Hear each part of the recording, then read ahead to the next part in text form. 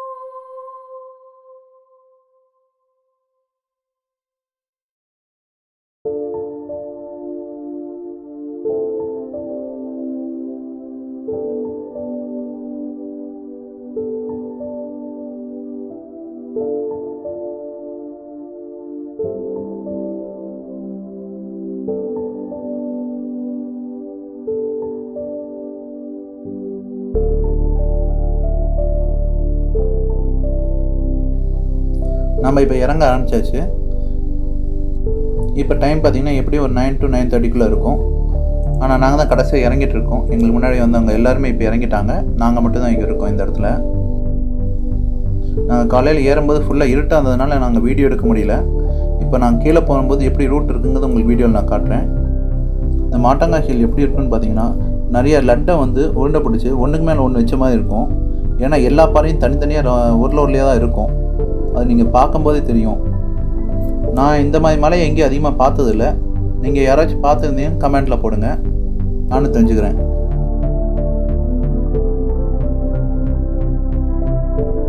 இந்த ரூட்டை பார்த்தாலே தெரியும் எவ்வளோ ஸ்ட்ரீப்பாக இருக்குன்ட்டு. நீங்கள் ஆல்ரெடி மலை ஏறுவீங்கன்னா உங்களுக்கு அது பிரச்சனை இல்லை. புதுசாக மலை ஏறுறவங்க கொஞ்சம் பார்த்து பொறுமையாக வாங்க.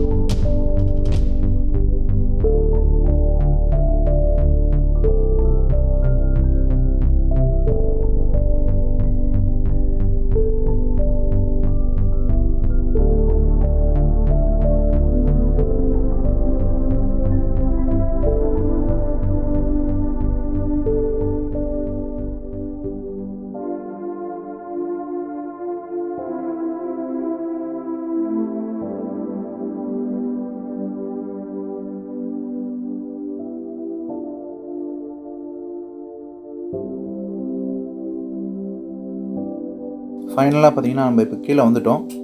ஓகே ஃப்ரெண்ட்ஸ், நம்ம இதோட பார்த்தீங்கன்னா இந்த ஹம்பி சீரிஸை முடிக்கிறோம். இந்த ஹம்பி சீரிஸை சும்மா அப்படியே மொக்கையாக முடிக்கக்கூடாதுன்ட்டு ஒரு மாசான கிளிப் வந்து இதோட கடைசியில் இருக்குது, பாருங்கள்.